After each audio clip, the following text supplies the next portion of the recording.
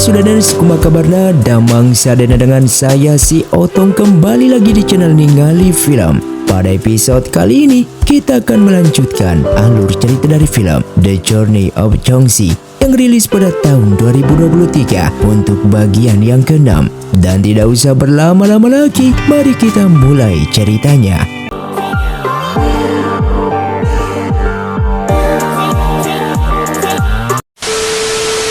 Film pun dilanjutkan dengan diperlihatkannya Chongxi yang tidak bisa berbuat apapun agar Zhu Hao bersama Wang Yu saling mengungkapkan isi hati mereka masing-masing. Tak lama kemudian, Zhu Hao pun datang menghampirinya dengan membawa pakaian pengantin miliknya untuk meminta Chongxi membuang pakaian tersebut karena Wang Yu yang tidak menginginkan pakaian itu. Lalu Chongxi pun datang ke hadapan Wang Yu. Bahkan di sana ia tak sengaja melihat di tangan Wang Yu terdapat percikan darah, yang ternyata Wang Yu yang tidak mau memakai baju pengantin tersebut dikarenakan ia menyembunyikan sebuah penyakit yang dimana usianya tidak akan lama lagi, sehingga ia tidak ingin menikah dengan Zhu Hao karena ia takut Zhu Hao semakin menderita jika ia menerima cintanya sementara hidupnya berada di ujung tanduk. Namun di sini Chongxi tetap menginginkan Wang Yu mengungkapkan perasaannya kepada Zhu Hao daripada Wang Yu mati dalam keadaan menderita karena tidak memberitahukan perasaannya kepada pamannya itu.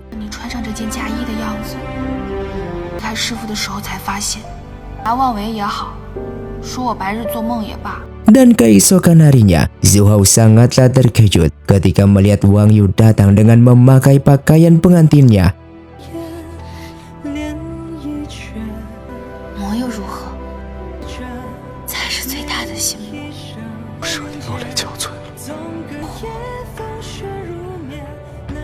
Hingga pada akhirnya mereka berdua pun melangsungkan pernikahan yang disaksikan oleh pohon sakura.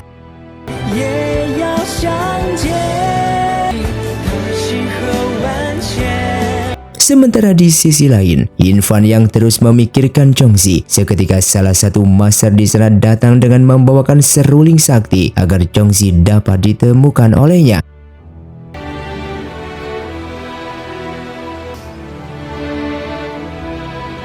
Dan terlihat Infan pun pergi ke alam iblis yang langsung menggunakan seruling tersebut untuk memanggil iblis Qin Yuan.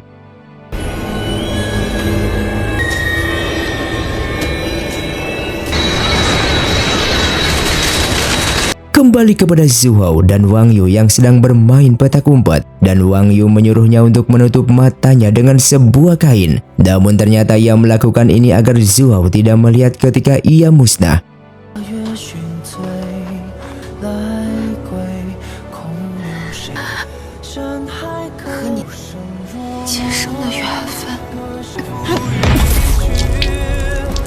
Hal itu membuat Zhu Hao sangatlah bersedih dikarenakan wanita yang selama ini ia cintai sudah tiada.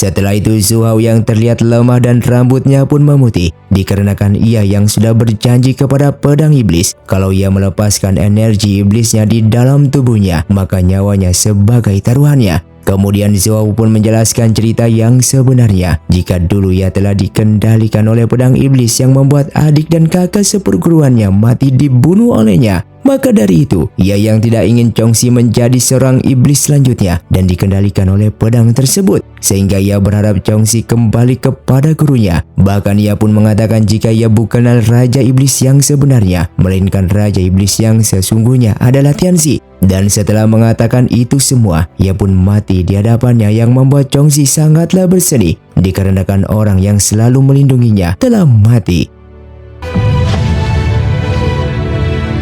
Dan tiba-tiba tanah terkutuk berguncang akibat Infan yang menggunakan seruling sakti. Hingga pada akhirnya Infan pun datang dan berhasil menemukan Chongxi bersama Zhu Hao yang sudah tidak bernyawa.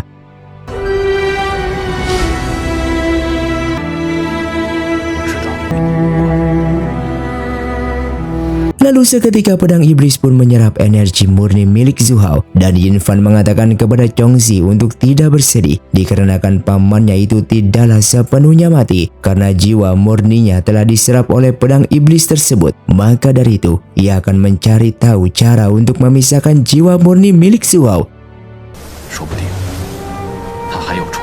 Singkatnya Yin Fan pun kembali ke Sekte Nanhua bersama Chongxi dan pedang iblis. Lalu pedang iblis itu pun diberikan kepada pemimpin dewa dan akan segera dimurnikan agar pedang iblis tidak mencari korban lagi. Setelah itu Yin Fan bersama pemimpin dewa dan para master lainnya dengan teknik spiritual terkuat, mereka langsung menyegel dan memurnikan pedang iblis tersebut.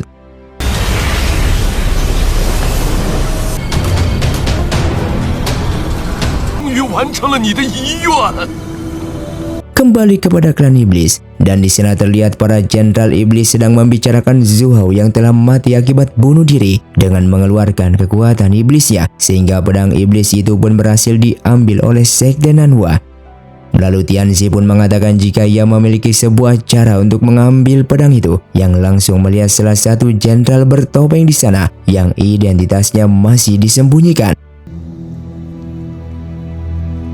Setelah pertemuan itu, kedua jenderal iblis itu pun merasa kesal kepada Zhu Hao yang sudah mempermalukan iblis.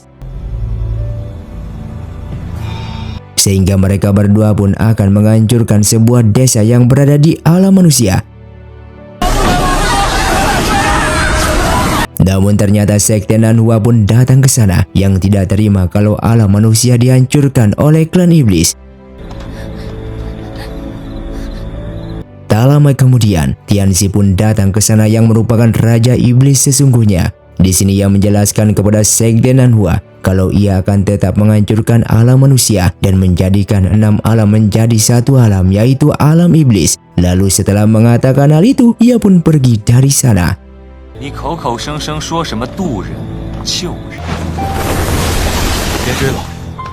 Pemimpin dewa yang mengetahui akan ancaman tersebut membuatnya kesal, sehingga ia akan berbicara dengan Yin Fan tentang masalah ini karena klan iblis yang kembali menyerang manusia.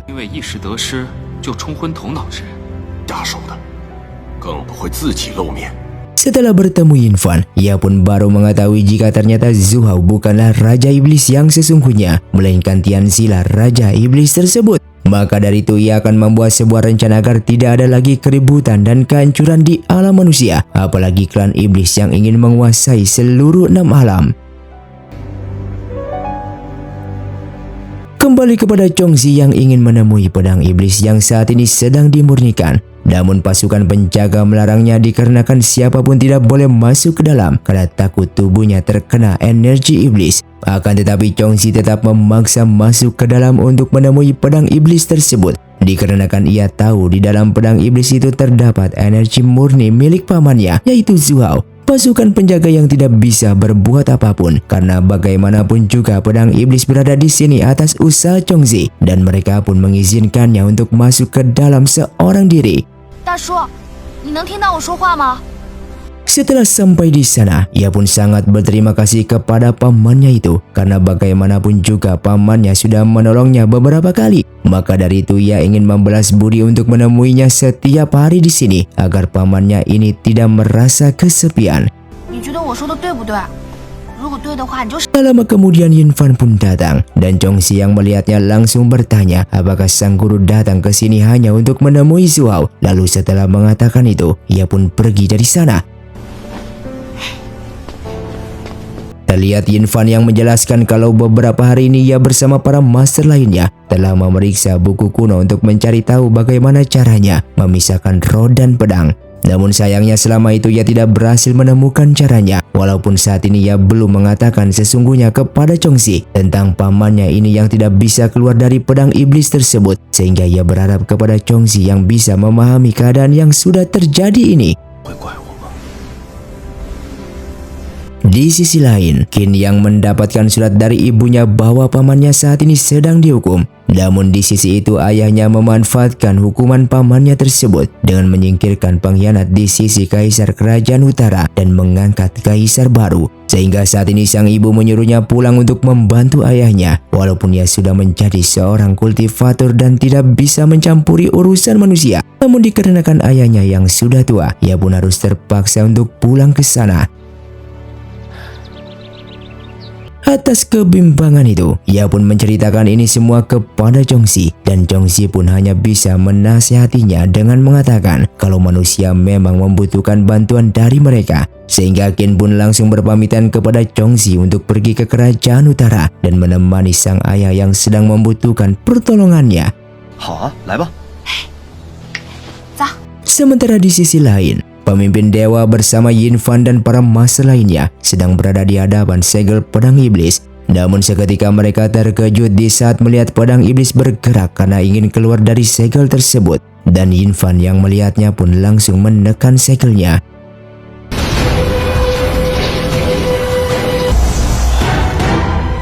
Setelah itu pemimpin dewa menyarankan Yin Fan untuk melepaskan Chongxi dan mengusirnya dari sekte Nanhua ini. Karena bagaimanapun juga di tubuh Chongxi terdapat kekuatan iblis yang kapanpun bisa muncul dan membahayakan siapapun. Yin Fan yang merupakan dewa abadi seharusnya melindungi mereka dibandingkan Chongxi yang hanya merupakan seorang murid biasa. Mereka yang membicarakannya tidak mengetahui kalau Chongxi berada di belakang dan mengetahui kalau seluruh para dewa yang ada di sekte Nanhua ini sudah tidak menginginkan dirinya berada di tempat ini. Hingga pada akhirnya Chongxi pun datang dan meminta maaf kepada sang guru karena selama ini ia sudah membuat sang guru menjadi tertekan. Di sini ia meminta sang guru untuk melepaskannya karena bagaimanapun juga ia dilahirkan dari aura jahat dan saat ini ia telah diincar oleh klan iblis untuk bergabung dengan mereka. Namun tetap saja Yin Fan tidak peduli akan hal itu dan ia tetap akan melindungi Chongxi sampai kapanpun.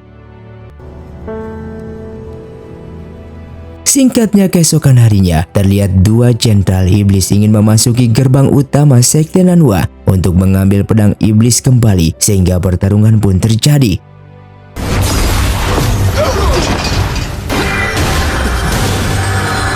Lalu setelah pertarungan itu Chongxi yang mengetahui klan iblis menyerang sekte Nanhua, ia pun langsung ke sana. Namun ia sudah terlambat dengan melihat puluhan murid yang sudah terbunuh. Dan setelah masuk ke sana, ternyata pedang iblis tersebut masih ada di tempatnya. Namun di saat itu ia mendengar seseorang yang tidak tahu asalnya dari mana dengan menyuruhnya untuk mengambil pedang itu dan menolong Zuhao yang berada di dalamnya. Bahkan suara misterius itu menyuruh Chongxi untuk menghancurkan segelnya.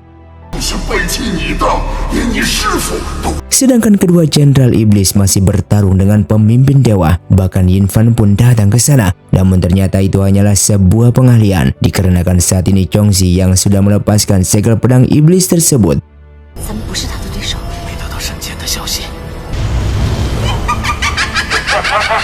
Dengan menyadari hal itu, Yin Fan bersama lainnya pun datang ke sana. Namun itu semua sudah terlambat dan ia pun langsung memarahi Chongxi yang melepaskan segel tersebut. Di sini Chongxi yang menganggap jika ia melepaskan segel itu maka paman Zuhao akan selamat. Namun ternyata ini hanyalah sebuah jebakan dari klan iblis. Dan tiba-tiba detak jantung Chongxi pun berdetak kencang yang membuatnya merasakan kesakitan. Yang seketika tubuhnya pun mengeluarkan aura iblis dan ingin mengambil pedang tersebut sehingga pertarungan pun terjadi. Akan tetapi ia diserang oleh pemimpin dewa dan seketika jiwa paman Zuhao pun menyelamatkannya. Lalu ia pun berterima kasih kepada Chongxi yang selalu membelanya. Dan setelah mengatakan itu, ia pun musnah seketika. Dengan mengetahui hal itu, Chongxi semakin marah dan mengeluarkan kekuatan iblisnya untuk membunuh pemimpin dewa. Namun dengan kecepatan pedangnya, Yin Fan dengan segera membunuh Chongxi.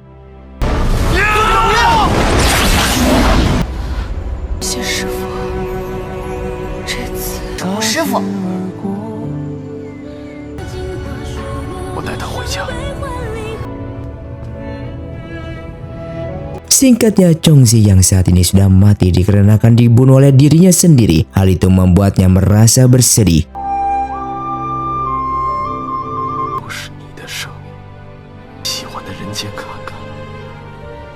Kembali kepada klan iblis. Di sana Jenderal Iblis melaporkan kepada Raja Iblis walaupun mereka gagal mengambil pedang iblis. Namun para dewa juga tidak berhasil memurnikan pedang tersebut. Maka dari itu jalan satu-satunya adalah Chongqi yang harus menjadi bagian dari mereka agar klan iblis mencari lebih kuat lagi untuk melawan para dewa. Walaupun saat ini Chongqi sudah mati, namun mereka yakin kalau Yin Fan akan menghidupkannya kembali.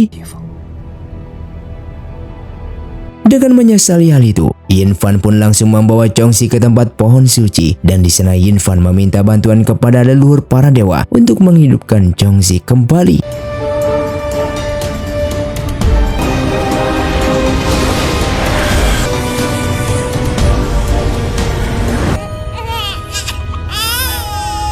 Lalu setelah itu Yin Fan pun membawa bayi yang merupakan Chongqi ke alam manusia dan diserahkan kepada keluarga Wen.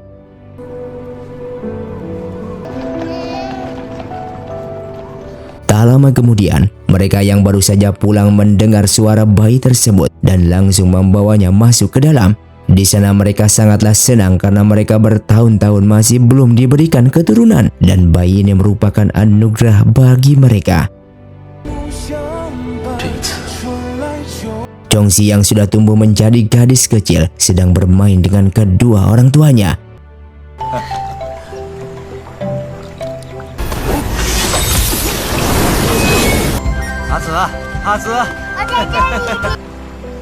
Dan singkatnya Chongqi pun sudah tumbuh menjadi wanita yang cantik. Ia pun memasuki sebuah kuil untuk berdoa di sana dan seketika semua orang pun langsung melihat akan kecantikannya. Di saat ia berdoa, seketika ia merasa mengenal akan gambar dewa tersebut yang merupakan Yin Fan. Namun di sisi itu juga ia menganggap kalau itu hanyalah sebuah mimpi belaka karena tidak mungkin ia pernah bertemu dengannya. Lalu tak lama kemudian Tianxi pun datang ke sana dan berpura-pura mengenal Chongqi. Bahkan ia pun memberitahukannya kalau dewa Yin Fan tidaklah sebaik di mata manusia. Mendengar hal itu Chongqi merasa kesal kepadanya karena bagaimanapun juga dewa Yin Fan merupakan penyelamat bagi warga desa ini. Tianxi pun menjelaskan jika memang Chongqi ingin menjadi seorang dewi, ia bisa masuk ke sekte Nanhua dan 1 bulan lagi sekte tersebut mengadakan kompetisi murid baru. Yang membuat Chongqi merasa heran kenapa pria yang ada di hadapannya ini menyuruh dirinya untuk masuk ke sana. Karena bagaimana mungkin ia bisa menjadi seorang dewi, sedangkan saat ini ia hanyalah seorang wanita biasa dan tidak memiliki kemampuan bela diri. Namun di sini Tianxi tetap memaksanya untuk mencoba karena bagaimanapun juga Chongqi di hadapannya ini merupakan Chongqi di masa lalu yang memiliki kekuatan iblis di dalam tubuhnya dan memiliki teknik bela diri tersembunyi. Dan film pun bersambung. Terima kasih untuk kalian yang sudah menonton video ini sampai habis. Sampai jumpa di video selanjutnya. Saya pamit kurang dari ningali film. Saya Otong undur diri dan salam Sundaners.